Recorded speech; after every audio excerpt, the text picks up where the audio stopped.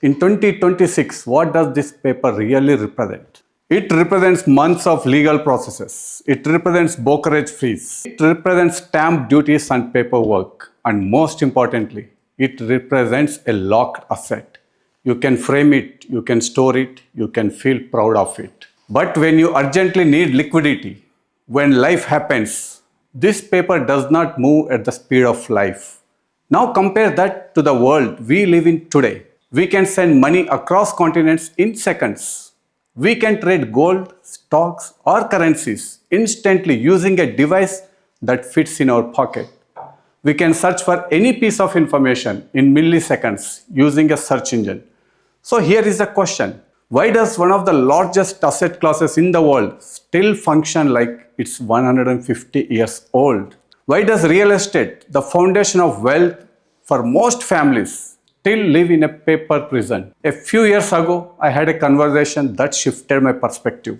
I met a financially disciplined, intelligent professional, someone who invested globally, someone who understood markets. And he said something surprising. I invest in equities, I invest in global funds, but real estate, I avoid it.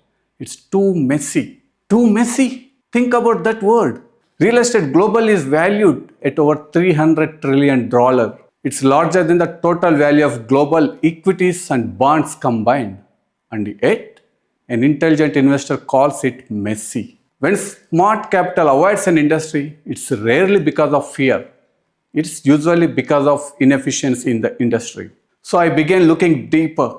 What exactly makes real estate feel so complicated? The answer wasn't buildings. It was the structure. Let's look at the numbers. In our parents' generation, a home might have cost 3 or 4 times their annual income.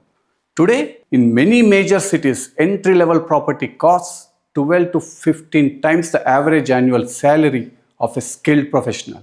That gap has created what I call the all or nothing barrier. Imagine you have savings, not enough to buy an entire apartment, but enough to meaningfully invest. The system tells you something harsh. You either take on decades of debt, shaping where you live, where you work, and how you plan your rest of your life, or stand on the sidelines and watch prices rise. There is no middle ground, and that is the structural bug. In most modern asset classes, ownership is divisible. You don't need to buy an entire company to own shares in it. You don't need to own a gold mine to own gold exposure. But in traditional real estate, participation often requires total commitment. That creates exclusion. And exclusion creates inequality in wealth building. But something interesting is happening. Technology, regulatory frameworks, and digital infrastructure are changing how ownership works. Let me explain this with a simple analogy. Imagine real estate is a pizza. In the traditional system, if you wanted a slice, you had to buy the entire pizzeria. It didn't matter if you only had the appetite or the budget for one slice. The answer was simple. Buy it all or don't participate. Real Estate 3.0 changes that. Instead of one indivisible deed, ownership can be structured into digital units. Not informal agreements, not speculative promises, but regulated, structured participation mechanisms that allow assets to be divided responsibly. The shift is from one rigid owner to multiple structured participants. From illiquid paperwork to programmable ownership. This isn't just about fractionalization, it's about governance. Without governance, division creates chaos. With governance, division creates access.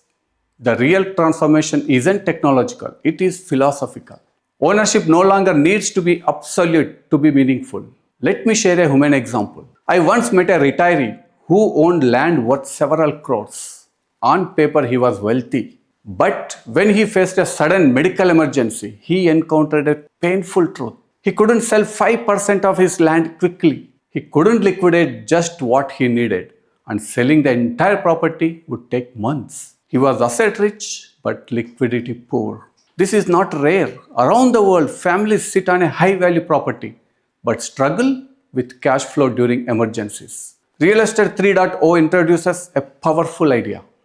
Assets should move at the speed of life. When ownership becomes divisible and digitally structured, capital becomes responsive. It becomes living capital instead of frozen equity. That shift changes not just portfolios, it changes resilience. Real estate markets in emerging economies are projected to grow massively over the next decade. The question isn't whether cities will expand, they will. The question is who participated in that expansion. Will wealth creation remain concentrated among those who can purchase entire buildings, or can ownership evolve into something more inclusive? Imagine a 22-year-old professional being able to participate in the growth of her city without signing a 20-year debt contract. Imagine urban development that doesn't separate residents into owners and spectators. Imagine property not just as a place to live, but as a unit of shared progress. Real Estate 3.0 is not about replacing physical buildings. It's about upgrading ownership architecture. From paper to programmable, from rigid to responsive, from exclusive to accessible. For centuries, real estate has been the foundation of generational wealth. But foundations too must evolve. Because the future of ownership isn't about holding a document, it's about holding opportunity. So as cities rise and skylines transform, here is the question I will leave you with. Will we just watch the future being built, or will we design systems that allow more people to own a part of it? Thank you.